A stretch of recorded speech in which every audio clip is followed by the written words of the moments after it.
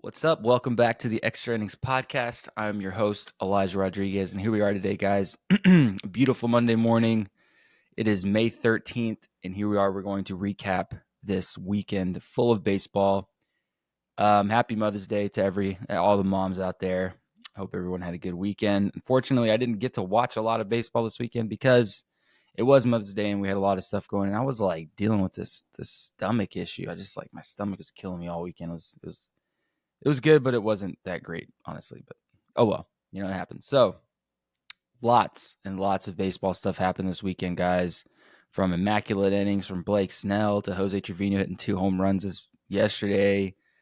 The biggest probably news everyone was waiting to hear, Paul Skenes' debut on Saturday versus the Cubs. So there's plenty to talk about today, plenty to talk about. We're going to keep it short and sweet. I'm going to kind of hit as many bullet points as I can, and we'll get rolling. So starting it off, Paul Skenes had his debut this weekend. I celebrated Mother's Day on Saturday, so I didn't actually get to see that. We were at a restaurant that didn't have TV, so missed it. Of course, we're eating right at the time the game's starting. It was 4 o'clock. I had a feeling I was going to miss it for some. I always miss these things, so I gotta watch them retroactive. I gotta go back and check it out. But a little upset because I had been planning to watch that, but I missed it, and I went back and watched it. My thoughts. I had like 2 people text me about it because I think people are kind of tired of hearing about this guy already. Honestly, he's great. I mean, he's a great ball player. Don't get me wrong. I'm not shitting on that. I think it's just one of those things where it's like, okay, like enough, like almost like a Kelsey, Taylor Swift type deal. I mean, this dude is all over MLB Network. He's all over MLB pages. Before he even made it to the big leagues, he was all over everyone's pages. So I can see why people might be a little bit annoyed, with him everywhere, like literally. But I digress. The outing, 4 innings. Let me get the official stat line. I know he only threw 4 innings. He had 7 strikeouts. Hold on, give me a second. There's actually a lot of great from Saturday and Sunday. There was a lot of really good pitching performances. There's a lot on here. Hold on, guys. I had the stat line. Here it is. So 4 innings, 6 hits, 3 earned runs, 2 walks, 7 strikeouts, 84 pitches. So they're okay. Let's kind of dig into this. So, everyone thought him coming in was going to be lights out. And I said this before. I know the jump from AAA with somebody of his caliber, who's as good as he is, obviously, there's going to be a transition period from going to facing AAA batters to facing the best hitters in the world. There is a big gap. I mean, there's a reason why those guys are in AAA, and there's a reason why these guys are in the big leagues. There's a big talent gap there. Now, I saw a lot of Pirates. I checked out, people tweeting about the Pirates on Twitter, and people were like, I'm not impressed. I wanted to be impressed, wasn't impressed. There's a lot of those, a lot of people like that. I checked comments on Instagram. I did a deep dive this morning before we hopped on here to talk about Paul Skenes because I wanted to see where the consensus was on where people thought he was. My opinion, I thought you always give a guy a little bit of slack on a debut because it's new environment. It's a whole new moment for him.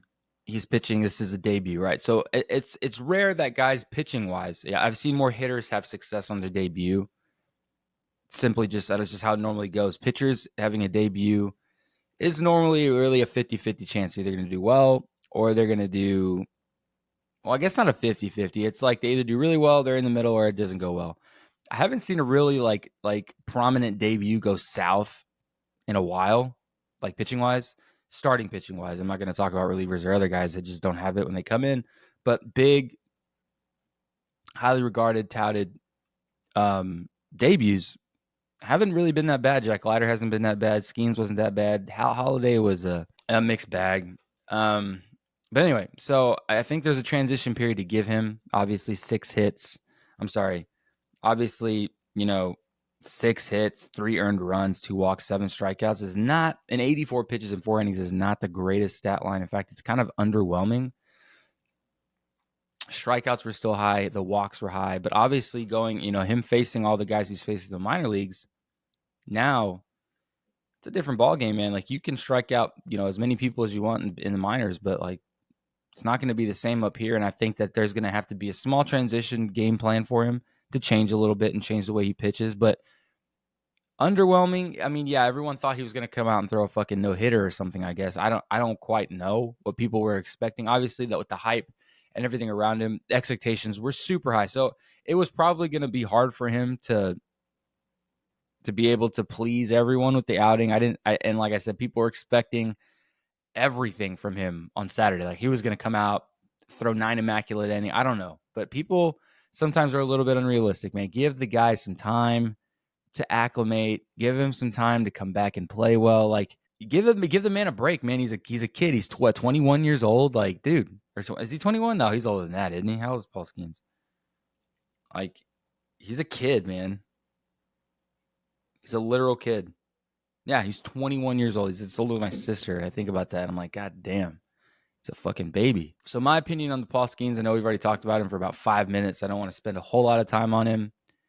Will he be okay? Yes, he's going to be fine. Like I said, and he was on short rest, I read. He was on a 4-day rest coming from his last AAA start. So didn't even get the full 5 days, still pumping 100 plus. The dude's fine. There's going to be an acclimation period. There's going to be a transition period. Give the man some time to kind of figure it all out. But he's going to be a shining light in that Pirates rotation. And let's not also talk about the fact that I saw what happened after his outing. The Pirates shit all over themselves. That was quite frankly one of the worst bullpen displays I've seen in a really long time. That was horrid. That was so bad. A 6-1 game. How do you blow that? That's horrible. So not the greatest day for Paul Skenes. Hopefully his next one will be better. I'm hoping they give him a 6-day rest period or maybe a 5-day, whatever, and then he'll come back and he'll shove. So worried about Paul Skenes? No, not the best outing, but he will prevail, I promise. Next on the list. So all the pitching outings from this weekend, we had a lot of great pitching outings Saturday and Sunday. Notably, Justin Verlander came out of nowhere. Not really came out of nowhere, but he hasn't had his best stuff in a while. Astros are up in Detroit. He threw really well. 7 innings pitched, 2 hits, no runs, 2 walks, 8 strikeouts. So vintage Verlander, if you will, in Detroit. How ironic, right? But another great outing from him. Allergies are killing me, dude. Jesus. Seth Lugo, another guy. Kansas City. 12 strikeouts. ERA is 1.66. He's a guy that I haven't really heard a lot of, and he's got a 1.66 ERA. 8 innings pitched, 5 hits, 1 earned run, no walks, 12 strikeouts. Talk about Seth Lugo more. Come on, guys. Yu Darvish, another guy who's been in the league for a minute, had another veteran outing. 7 innings pitched, 2 hits, no runs, 1 walk, 7 strikeouts. Great outing there. I know Zach Gallen made his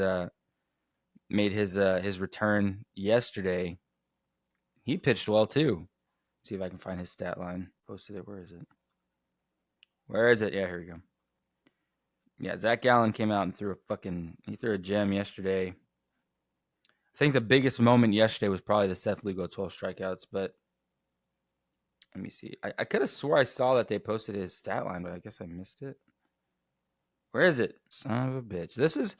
Let me tell you something. If there's anything I hate more than the MLB app and the MLB website, is they make it really hard sometimes to get to certain things that you want to look at. Like, why is it so hard for me to just find a stat line? Like, what is going on here? The box. Okay, so we got 6 innings from Gallen, 4 innings pitched, 2 runs, 2 earned runs, 2 walks, 4 strikeouts, and he gave up a bomb. 2.86 ERA, but that's on par with where Gallen's been all year. He's a consistently good starter. He's not always going to be that shutout guy, but it is what it is. And now, the last person I'm going to talk about pitching-wise before we kind of head into, we got some Yankee news. Interesting enough, Alek Manoah, surprising the shit out of me, surprising the shit out of a lot of people, pitched like 2022 Alek Manoah. I forgot if it was on Saturday or Sunday, but holy shit. I watched the highlights. I saw the film. Dude, he looked good, man. Like I was like, damn. His pitches had great break. Like, yeah, it was yesterday. His pitches had great break. They still lost. I don't think that was on Manoah, though. Only a 4.91 ERA. We're lowering it. Let's go. I know people think I probably shit on this guy a lot, man, but there's no one that I'm like, okay, let me make this clear. I don't shit on people to wish bad or ill will on someone in the big leagues. If I'm talking shit about you, it's because your stat line shows it, or you've done something that's egregiously making me feel type of way towards you and exploit your stats and just talk about it. I'm not like I've had multiple people say, you really hate Alek Manoah. I'm like, I really don't hate Alek Manoah. I thought he had a big mouth talking about other pitchers, like when he talked about Garrett Cole and a couple other guys and about the pressure thing, the tire thing. He's he's notably hated on Twitter because of those comments, and then to come out and have a terrible 2023, and then 2024 started off as 2024, but we're finally making it back. But no, I don't wish ill will on the guy. I want him to succeed. Who doesn't want this guy to succeed? He was a great pitcher in 21, great pitcher in 22. We don't know what the fuck happened in 23, and now we're kind of climbing our way back. So it's fun to see that. He's a great pitcher. He was fun to watch when he was playing. He was entertaining. He was exciting. He had a lot of great breaking balls, and he was electric to watch. It was fun. So to see him come back is exciting. Now, 7 innings pitched. He went deep, bro. 7 innings, 4 hits only. 3 runs, none earned, right? So that wasn't on Mano. Obviously, this loss is Blue Jays have been shaky. 6 strikeouts, he gave up a bomb. But dude, that's the right path back, right? We're working back. So a lot of great pitching performances this weekend. Some veterans, some new guys, but all in all, we had a great weekend of pitching, and that's always exciting for me. I love to see good pitching. So, but next we're gonna talk about the Yankees. So the Yankees came in. Let me get this up so I can get the accurate news for you guys. Yankees were playing the Rays this weekend. I'm pretty sure they I don't know. I don't want to misspeak here. I think they swept, but I don't want to. Like I said, I don't want to misspeak here. Let's see. Like I said, they're in Tampa playing the Rays. Yeah, so they lost on Saturday, won yesterday on Mother's Day. So they took 2 out of 3 there. The shining light, guys. I mean, the team is playing well. 10 runs. They're stroking the ball. I think the biggest piece of news, and this is like anyone who knows me knows that, I'm a huge Yankee fan. I say this all the time because people seem to fucking forget that. Like they're like, Yankee fan. What? They gotta lose their mind, right? But no, I am diehard Yankee. I'm always watching Yankee fans. I'm actually ecstatic with the amount of Yankee games that they're putting on MLB Network because I fucking love it. They need to keep this up. I got another game tomorrow when the Yankees play the Twins. I get that one. Hell yeah, we get to watch the fucking Yankees. Like that's always an exciting day, right? They have an off day today, and they're in Minnesota tomorrow, Wednesday, and Thursday. So that's an exciting series. Now, the shocking part is Mr. Jose fucking Trevino, dude, going off yesterday. I got the chance. Me and my buddy recording some music yesterday, and I'm a big vibe guy. When I record or I do anything crazy like that, I'm not the biggest fucking musician in the world, but we're starting up some stuff. I always got to have baseball in the background because it just sets the vibe for me. So I had the Yankees on yesterday. I was watching, and the Yankees were going off 10-5 win yesterday. But the star of the show is fucking Jose Trevino, 2 home runs, right? And I remember at the beginning of the year, it was kind of shaky for him. It was very at the plate wise, it was shaky. There was a lot of, and I hate even bringing this up because I don't ever really like to listen to the outside. Like as a player, as a Yankee fan, I think that sometimes like fan bases can be a little bit brutal, and they were fucking brutal at the beginning of the year with Jose Trevino and Wells. At first, it was Wells as the guy. They thought Wells should be playing, and they shouldn't have traded Rendivort and all this shit. And they should have gotten rid of Jose. People were saying all kinds of shitty things about it, and I was sitting there like, the dude's in a slump. Like it's a very clear slump. Like it was like a 3-week long slump just to start the year, right? His defense was still good. Everyone has errors here and there. To expect him to have a platinum glove, 1,000 fielding percentage every year is egregious. That's so stupid. He's a human being. Come on. You know what I'm saying? Like, especially coming off of an injury. He was injured all last year, so didn't play last year with his wrist injury. Like, it's very obvious that he's a great catcher. He's a great defensive catcher, and now he's showcasing that he can fucking hit the ball too, and that's exciting as shit. So there's a stat line that Talking Yanks, shout out Talking Yanks, put up, and I didn't quite think. I knew that he had been hitting a lot better, right? Because he was batting in the 280s, went from like not even, he was way lower than the Mendoza line, to then now batting like almost 300 is insane. Let me see if I can find the stat line. Like I said, Talking Baseball put one up. Them homies at John Boy, man, they know what they're doing out there. That's Talking Baseball. I need Talking Yanks right here. So, most of the time, if you're a Yankee fan, if you're someone who tunes into Yankee stuff, they pretty much base their catcher of the night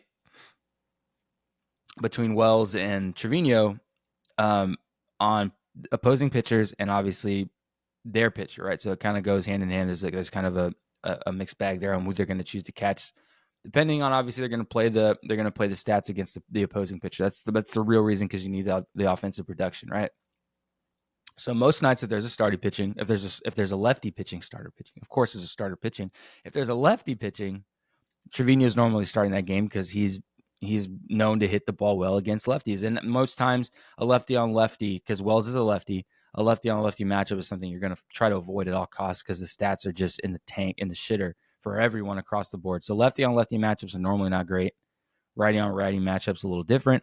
But Jose Trevino being a right-handed batter versus a lefty, it makes sense to let him, because he's going to see the ball longer, right? He's going to see the ball a little bit better than Wells, who's batting lefty on lefty matchup. Now, let's talk about his stat line against lefties so far this year. He's batting .286, a .493 slugging percentage, and an .835 OPS against lefties, and he hit 2 homers off of them yesterday. They say he's a legit threat. Let's see what the comments are saying.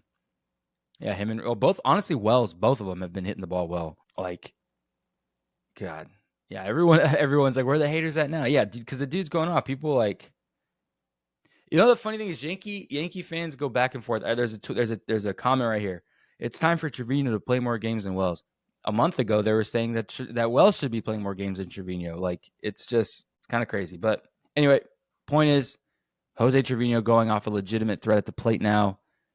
Dude is raking. Wells is also raking. Not quite to the level of Trevino, but he's hitting the ball well. And honestly, all the Yankees are just playing well. Like I've said it before. And just to avoid me not talking about the Yankees for a whole fucking hour, we're going to cut that piece short. But because I can talk about the Yankees all day long. There's so much to talk about. But this, like I've said it before, guys, I've said it again. This is just a different Yankee team, man. Like, what's the record right now with the Yankees?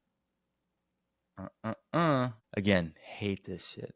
Yankees are 27-15. It's a different fucking team, guys. Like, there's no other really way to put it. Like, the vibes are different.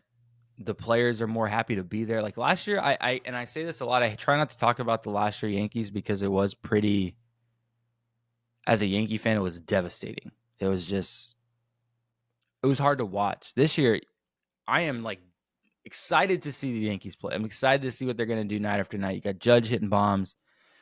You got Rizzo doing well. You got Gleyber Torres doing. Everyone seems to be doing good. Like, well, some above average, some are at their average, some are a little below average, but everyone seems to be making some serious strides, right? And considering where they were last year and where they are in their personal player journeys, they're all playing very well. Let's just call it what it is. The vibes are great. Everyone seems excited. They're happy. It's not a Debbie Downer like last year. It just really felt weird watching them because they were just really like, it was just like, what the fuck is going to happen? Like, it's just like, it was really bad. So to cut that short, Yankees are on a roll here, so that's exciting. They're going to be on MLB Network on Tuesday, so we'll be definitely watching that against Minnesota. Now, I don't know if I did want to talk about Minnesota because Minnesota's also doing some stuff. Oh, I can't believe I didn't put this with the pitching information I had, but Blake Snell threw a fucking immaculate inning yesterday. I don't think that got enough news. Like, that is insanity. Yes, it was a rehab start. Yes, it was in a minor league start or whatever, or wherever Blake Snell is right now. I didn't look at the specifics of where it happened or where he was playing. It was obviously a rehab start. Had an immaculate inning. That has to be talked about. That's insane. Like, that's something that you don't forget ever. Now, the Twins. So, Twins were on a hot streak. I think they won 12 straight, and they were notorious. They were very popular for their sausage. The sausage that got them that 12 straight.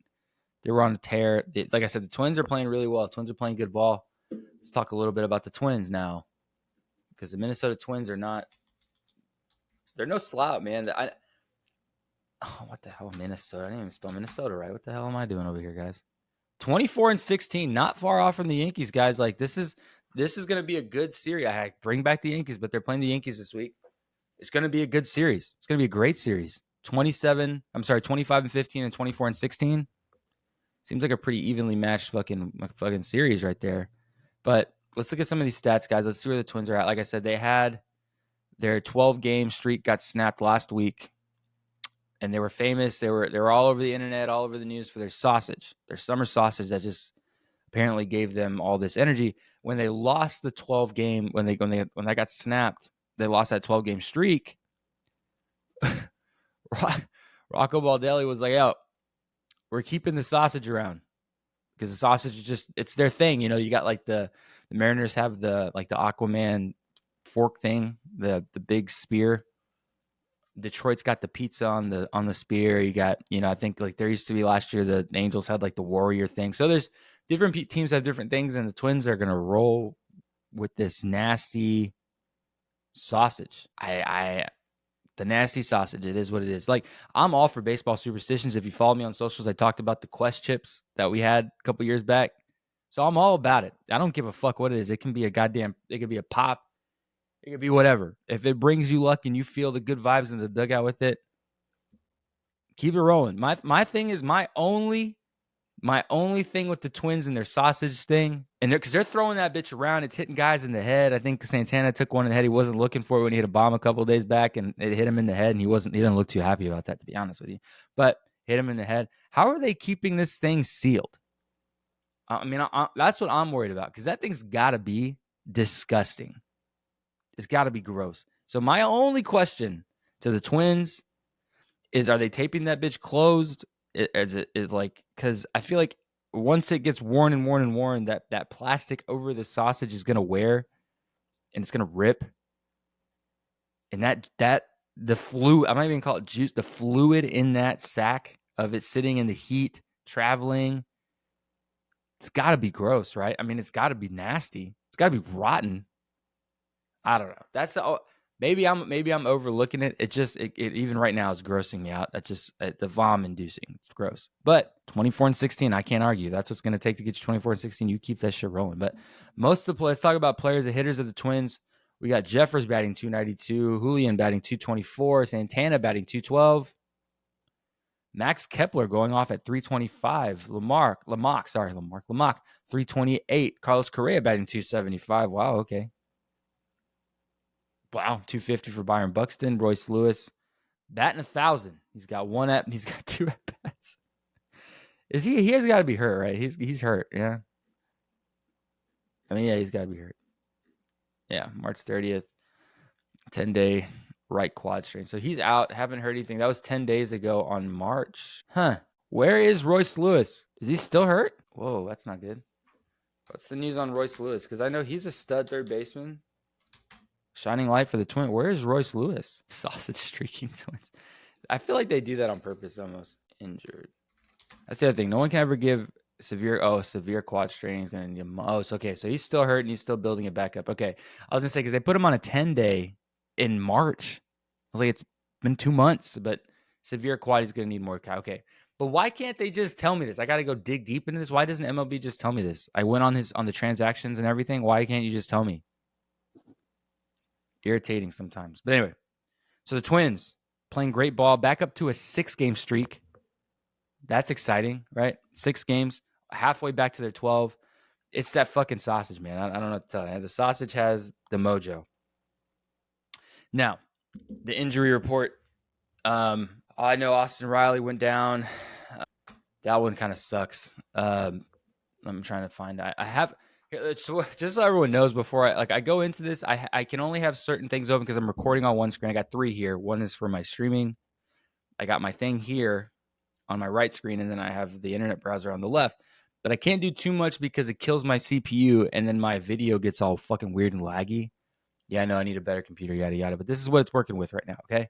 So you got to give me some time to kind of, piece this back together here. So I got to look up each piece as I go through so I don't kill my CPU. Now, we're not going to talk about each team. You got Alek Thomas for the, on May 11th went down. Alek Thomas is down for the Diamondbacks. Perdomo's down with the Diamondbacks. So quite a few guys there. Austin Riley's been the newest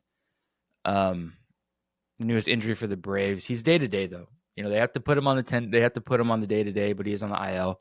He was removed early Sunday. Was it? Yeah, it was Sunday. That's where I saw it. Sunday, they removed him. So, his side, whatever, whatever. Grayson Rodriguez, again, was the last guy to go on the DL for the Orioles. Shoulder issued. He did throw a bullpen yesterday, so that's interesting to see.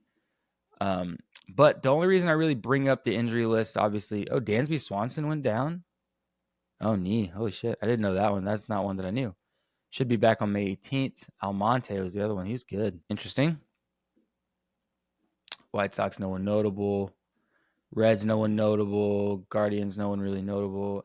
And I say no one notable. This is great. If you're a team that's got no real big stars on the IL, hey, good for you. Chris Bryant, though, is on the IL for a back issue. He's going to be starting his rehab assignment on Tuesday. Tomorrow, I was going to say on Tuesday. Kenta Maeda for the Detroit Tigers. He's doing his return. Jace Young is down day to day. Urshela down day to day. Urquidy Astros, man, this is a brutal injury list. Urquidy down. McCormick down. Jeez. Although Urquidy's already back in AAA, so maybe he's a couple starts away from coming back. JP France day to day. Forrest Whitley day to day. Huh. All right. Royals, no one of note. Mike Trout. So, real quick, before we even, I saw, and I want to talk about this a little bit just because we're going down injury report. I saw, and I don't, obviously, I'm taking this with a grain of salt. They gave Mike Trout the option. They said, hey, you can, play the rest of the year because he's out for this knee thing that he's got going on, right? And he's out till September or August, September. He'll be back this year. They're expecting to be back this year. Will he actually make it back this year? Is there a reason to rush back? Probably not. But will he rush back? I don't know. But they gave him the option. This leaked or truth, I don't know how true this is. I can't remember the source that I saw this on. So if I'm wrong, y'all let me know.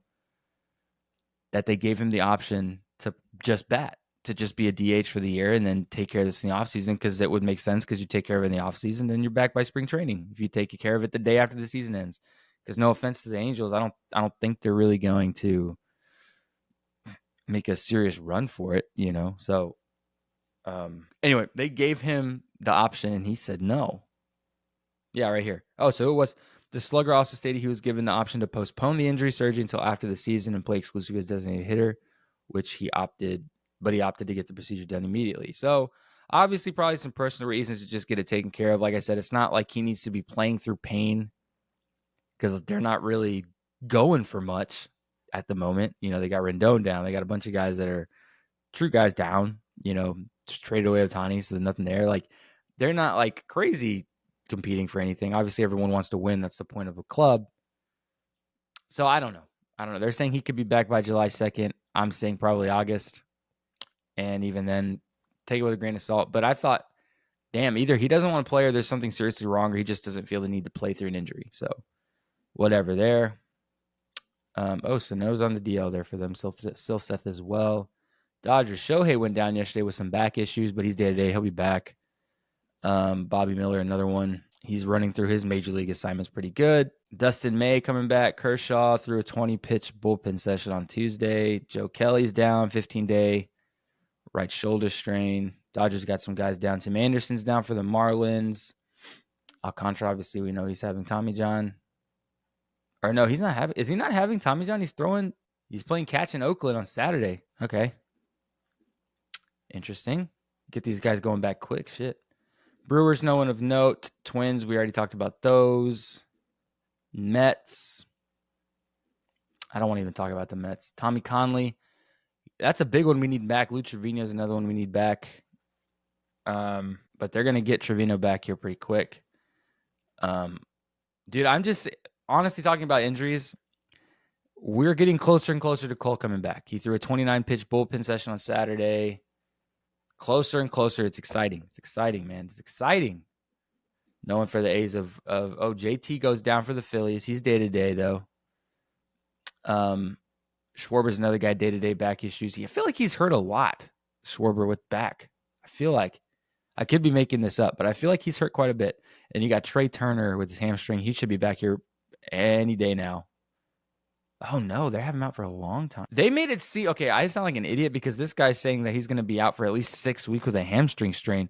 But the other day I could have swore that they said it wasn't that serious and that he'd be back in like 2 weeks. What is it? Which one is it? Because it was a 10-day IL. So, I mean, obviously ILs can get extended, but 10-day. So Trey Turner's out for a bit then, I guess. He's out for a bit.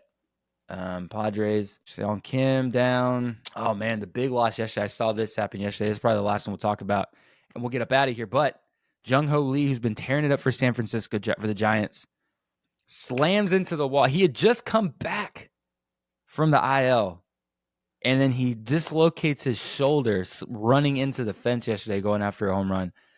Damn, that sucks, because he is going off for the Giants. So that's going to be a tough one. I don't know how long. What is the wait on that? Oh, they're going to get an MRI today, according to Bob Melvin. So I guess we'll know more. He's just out. Shoulder dislocation. The boy is done for a while. They're saying he might come back the 23rd. Bro, that's in 10 days. No, not after a shoulder dislocation like that. And it was brutal, bro. That wasn't even like it looked rough. It looked like he hit it pretty fucking hard. Yeah, so anybody, and then we're not even going to talk. The Rangers are next. I'm not even going to look at this injury report. It is, no. We talked about the injuries on socials about the Rangers. I'm not talking about this anymore. There's so many. It's depressing. I don't want to look at it. But we do have to talk about the Rangers because I saw an article about Max Scherzer, who he'd been very vocal about making his return, but he was supposed to have some surgery or something coming back for his back, and then there was something in his thumb, like a nerve issue with his thumb. But then they said they found something else with a nerve issue in his tricep. So I don't know what's going on with Max Scherzer. I know that he is a beast. He's a monster. He's shown that year after year that he is a grinder. He's going to grind through whatever he can to play and get his ass on the field. Aware of that. But it's I hate saying this, but it's like Max Scherzer's getting up there in age. The injuries are starting to creep up more and more each year. Is there a point where like we may not see Max Scherzer anymore? I'm getting a little bit nervous because that would crush my soul because I've been watching Max Scherzer pitch for a long, long time, and he's been a staple in baseball for a really long time. Obviously, the day comes for every player. Obviously, the day comes and every player hits that point. But like guys like Justin Verlander and Max Scherzer, I'm like, oh, no. But do I think Max Scherzer is about to call it a career anytime soon? Probably not. But it just sucks because it's like injury after injury after injury. And it's like, man, get this guy catch a break, dude. But yeah, so Max Scherzer was the latest one I saw that they're probably going to slow down a bit. Sadness, but obviously we'd want him coming back soon. But anyway, guys, we're going to wrap it up after that. It's been about 35 minutes. I don't want to take everyone's time about injuries and shit like that. It's just a lot of news happening. But anyway, guys, thanks for listening. We're going to have a lot of content on socials. We'll return with the breakdowns tomorrow on YouTube. So if you enjoy those, if you enjoy me breaking down fights and interesting situations in MLB and Major League Baseball, go subscribe, like, follow, whatever they say it on YouTube. I fuck that up every time. But like I said, check us out on YouTube, TikTok, Instagram. We got lots of social posts, lots of short content on there, quick bullet points that kind of sometimes summarize our podcast, as well as other stuff, crazy stuff happening in the league, guys. But thanks for listening again, and we will catch you guys tomorrow.